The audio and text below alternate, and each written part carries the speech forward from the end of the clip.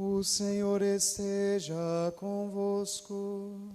Ele está no meio de nós. Proclamação do Evangelho de Jesus Cristo, segundo Lucas. Glória a vós, Senhor.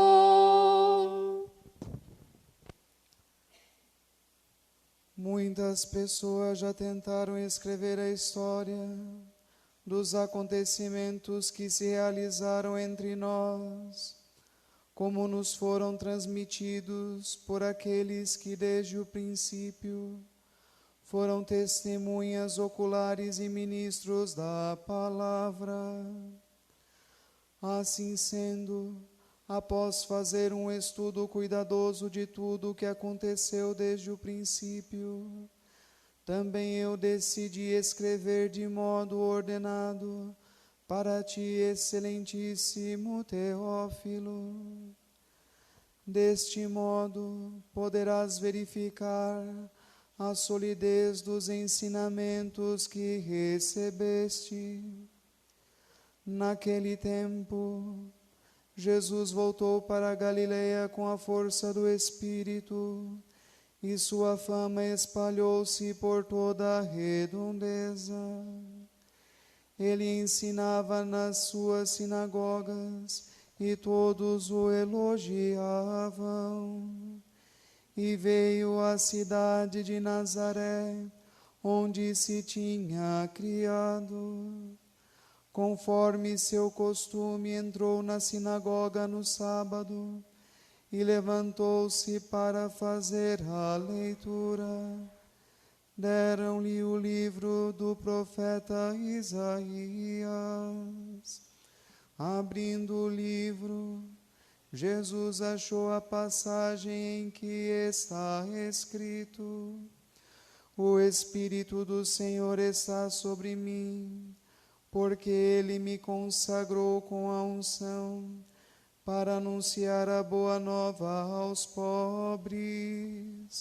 Enviou-me para proclamar a libertação aos cativos e aos cegos a recuperação da vista, para libertar os oprimidos e para proclamar um ano da graça do Senhor.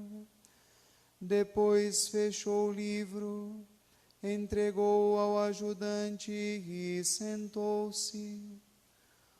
Todos os que estavam na sinagoga tinham os olhos fixos nele. Então Jesus começou a dizer-lhes: Hoje se cumpriu esta passagem da Escritura que acabastes de ouvir.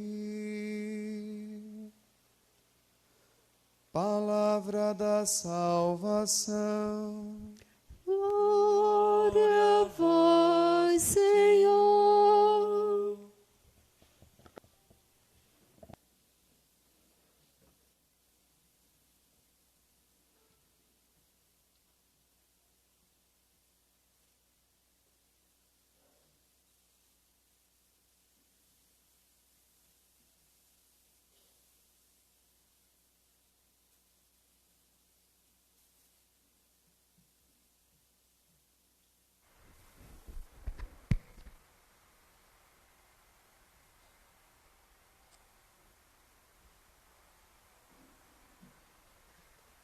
Filhos, nós, católicos, somos um povo reunido, formado, educado, conduzido pela palavra de Deus.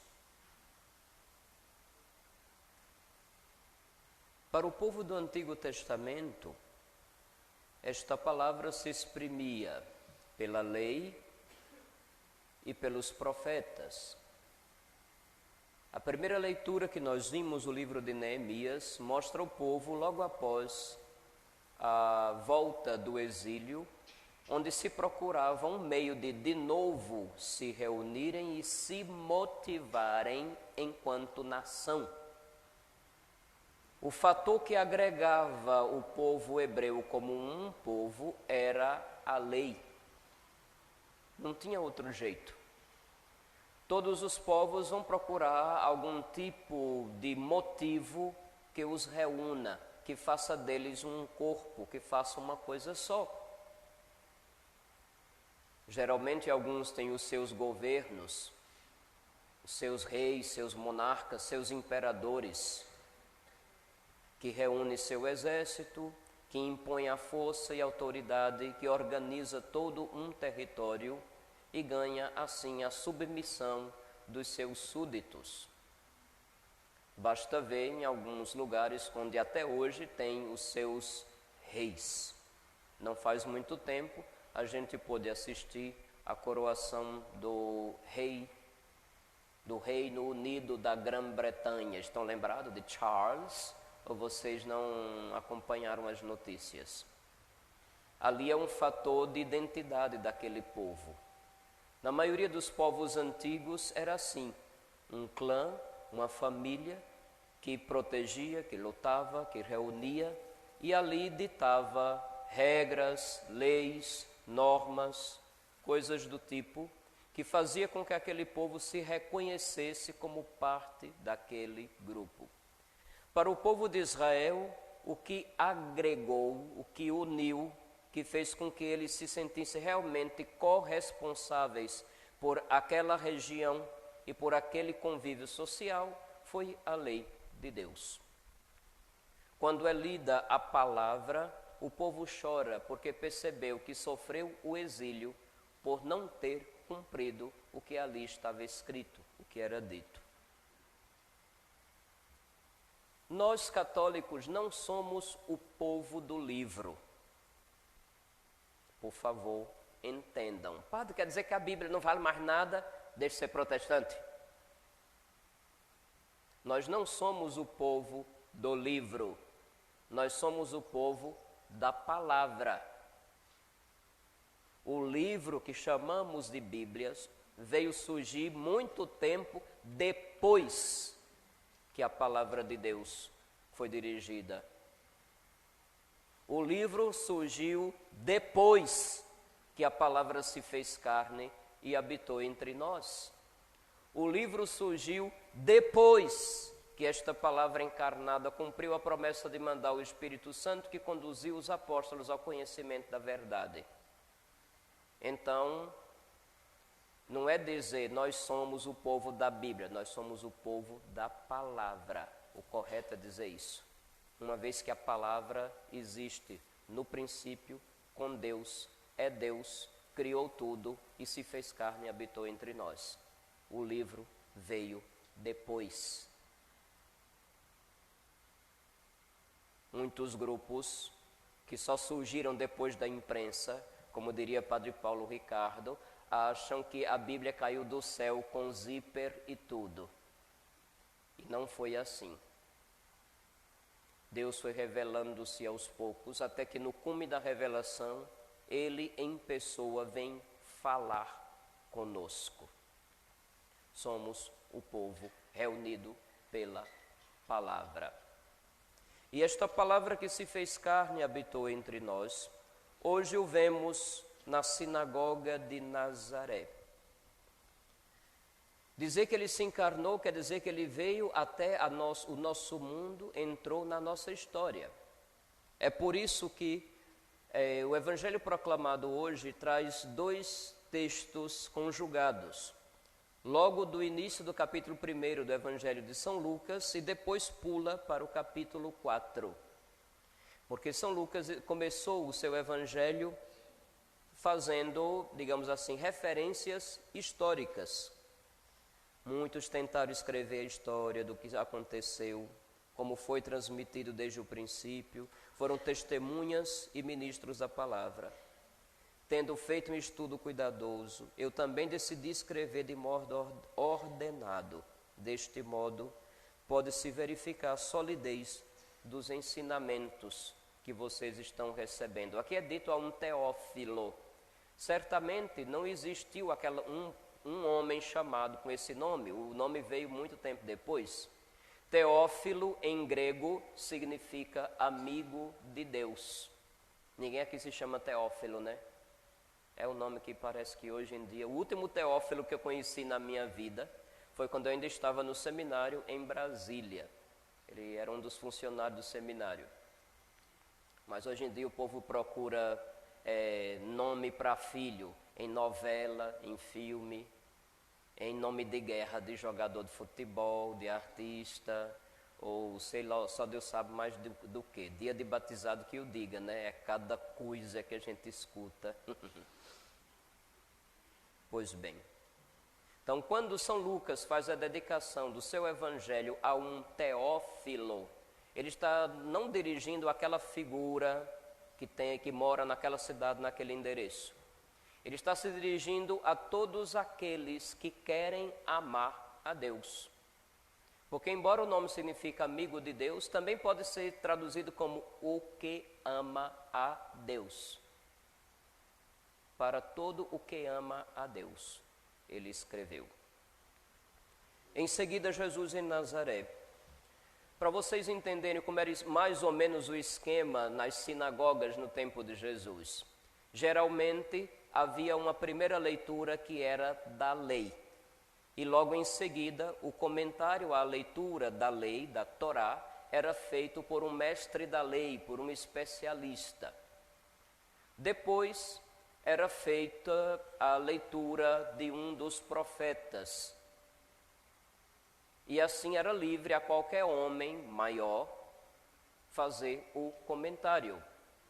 E é nesse contexto que ele se apresenta para ler o profeta e fazer o comentário. Hoje essa palavra se cumpriu, essa passagem da Escritura se cumpriu, porque chegou, estava já ali, no meio do povo, aquele sobre quem estava o Espírito do Senhor, aquele que havia sido consagrado com a unção para anunciar a boa nova aos pobres, estava ali. Aquele enviado para proclamar a libertação aos cativos e aos cegos a recuperação da vista, estava ali. Tinha chegado aquele que veio libertar os oprimidos e proclamar um ano da graça do Senhor. Tudo isso ainda estava por acontecer, mas o fato de já ter chegado aquele que é capaz de fazer acontecer, já é o acontecimento acontecendo. Olha que exageros, não? Cadê o professor de português agora para dizer, o padre está cheio de pleonasmo hoje. Estão lembrados das aulas? O que é pleonasmo? Pleonasmo é aquelas exageros de linguagem, como entrar para dentro, sair para fora, descer para baixo, subir para cima. Então, o acontecimento acontecendo. Acontecimento é substantivo, acontecendo é o verbo, conjugado no gerúndio. Pronto, hoje é aula de português, né? Que beleza. Pois bem, ele já estava ali. E aquilo tudo já estava começando a acontecer. Muita gente não entendeu. Tanto que depois começa uma discussão, pode continuar a leitura do capítulo 4 do Evangelho de São Lucas, vê que a discussão foi tão feia que quiseram jogar ele no penhasco que tinha lá em Nazaré. Paciência. Mas o que devemos aprender disso tudo? A palavra se fez carne e habitou entre nós. Esta palavra deseja elevar aqueles que foram rebaixados, levantar aqueles que estão caídos, seja espiritualmente, seja existencialmente, seja também socialmente. A gente não pode reduzir a mensagem, a palavra de nosso Senhor, a questão de doutrina, digamos assim, sobre as grandes verdades da fé, ou oração e ponto, acabou.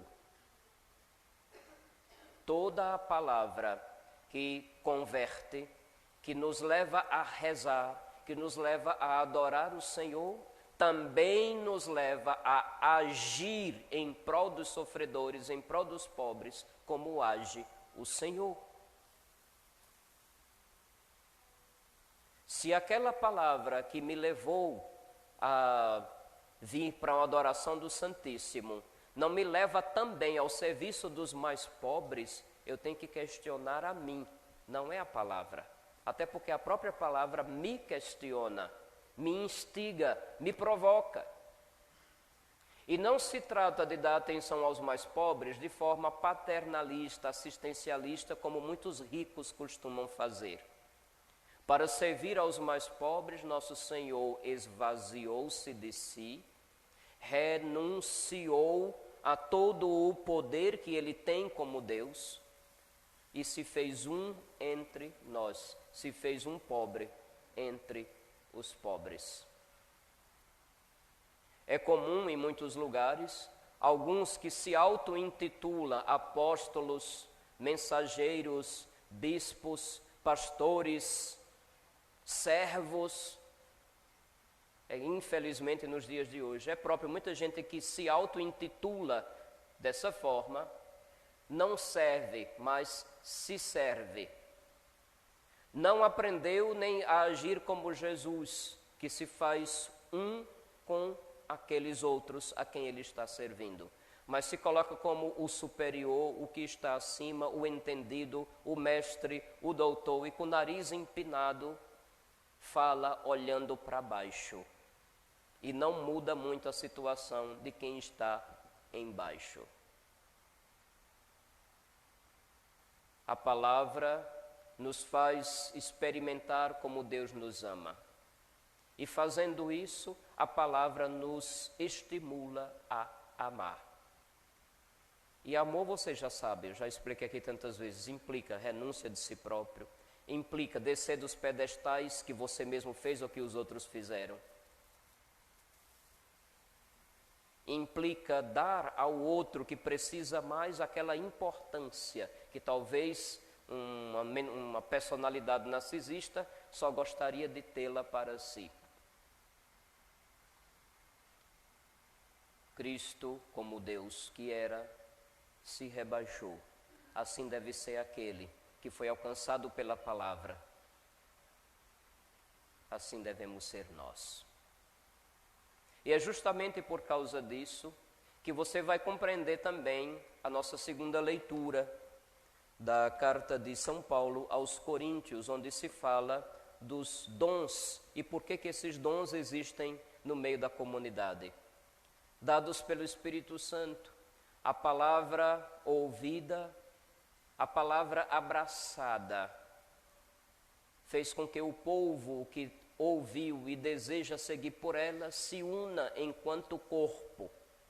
E este corpo unido pela palavra faz com que diversas aptidões, talentos, disposições, abertura de coração a Deus, faça toda a diferença.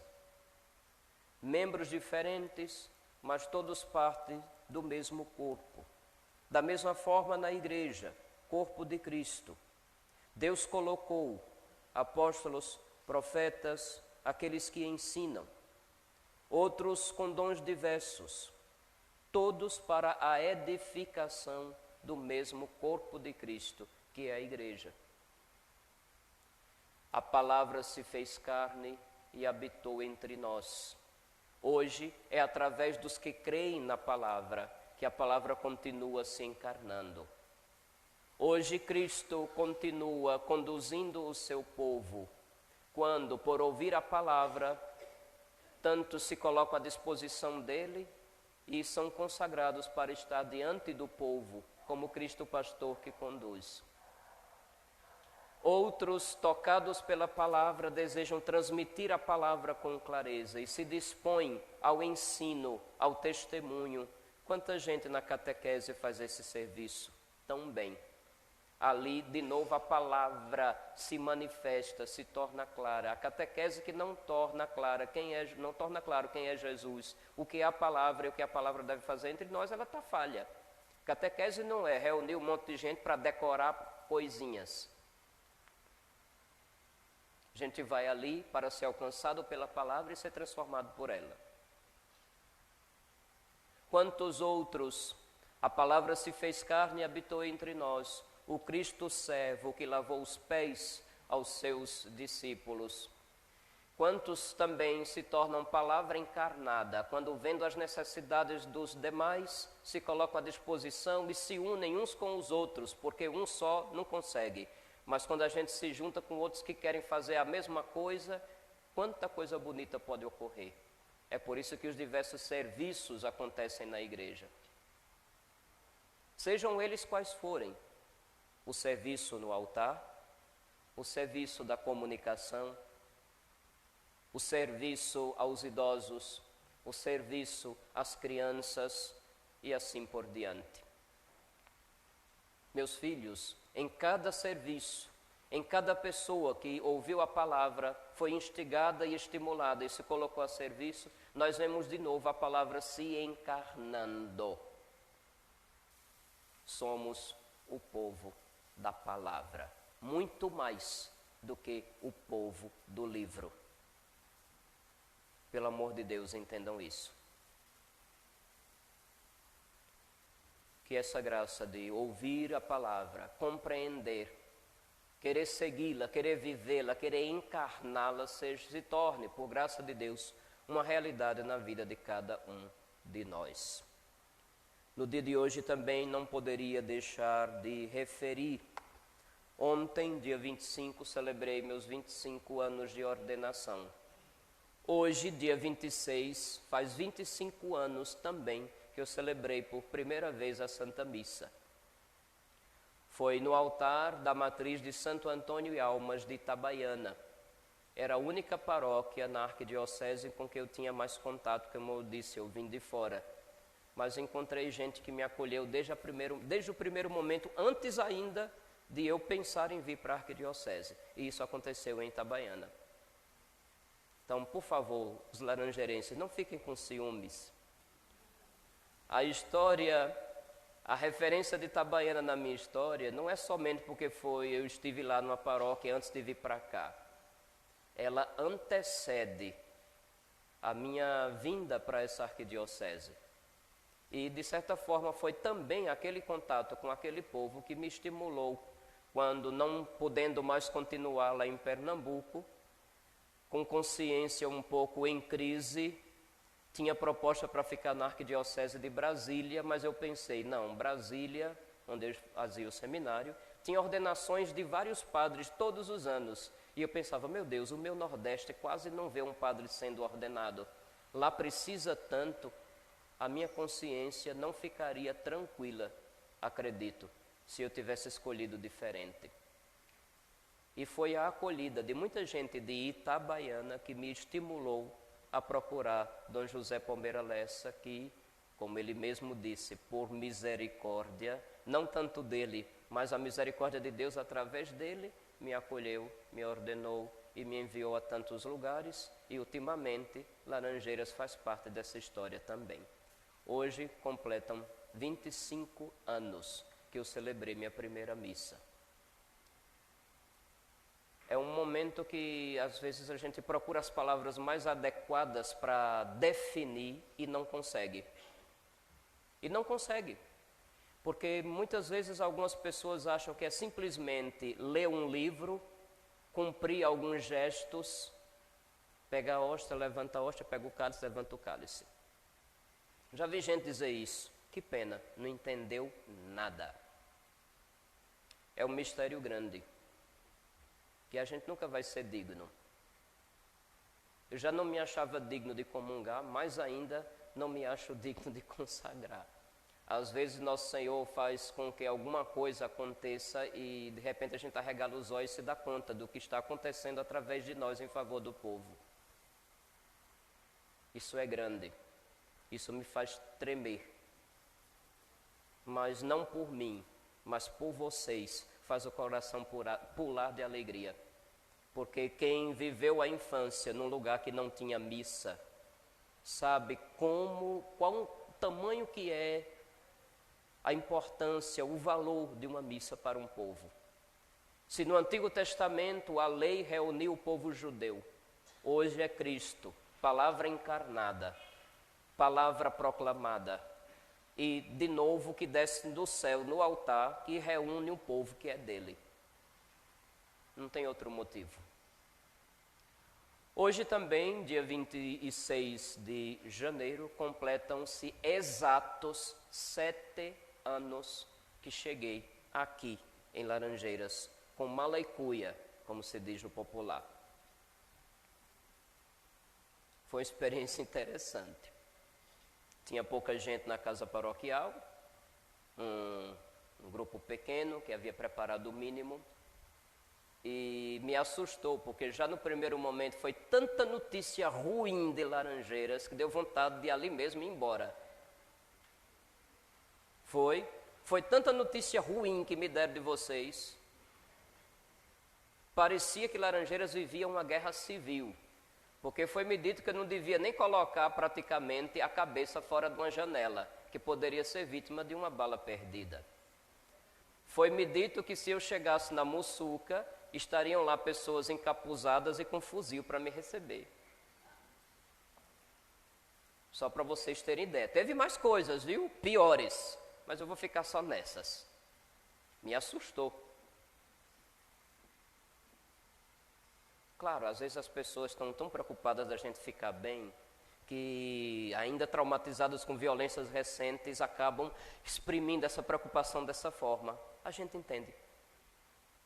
É uma forma também de carinho, é uma forma de se preocupar com o outro. Nossa, eu não quero que você passe o que eu passei, então toma cuidado com isso, toma cuidado com aquilo. Depois a gente vai vendo que não era essa coisa toda. Eu quero agradecer a vocês por me suportarem nesses 7 anos.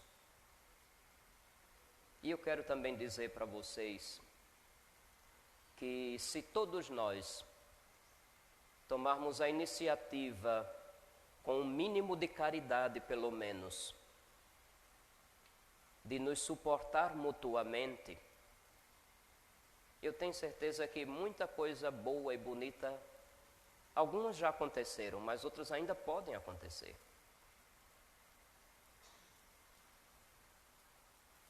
De minha parte, todos os dias eu faço esse exercício, viu?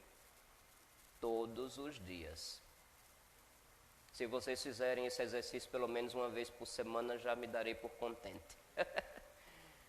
É verdade. Quero agradecer a Deus, porque não falhou nesse tempo todo. E às vezes os lamentos é melhor deixar quando eu estiver sozinho com Ele no pé do sacrário. Não vale a pena a gente lembrar dos lamentos quando a gente já vê sinais de vida. Não vale a pena a gente fixar o olhar naquilo que nos pesa, quando ao mesmo tempo a gente já enxerga alívio. Não vale a pena a gente reclamar dos calos e dos cansaços, quando a gente já começa a ver gente que se dispõe também e que também serve.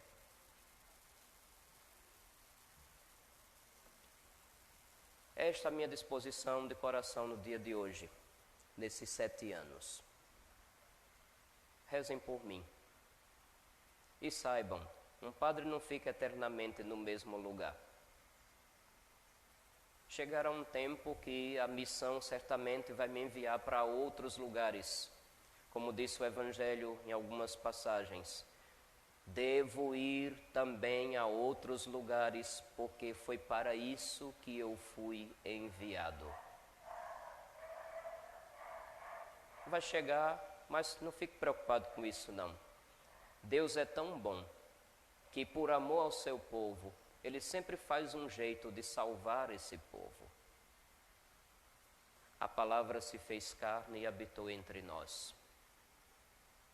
Na nossa fragilidade e através dela, a palavra continua vindo, se encarnando.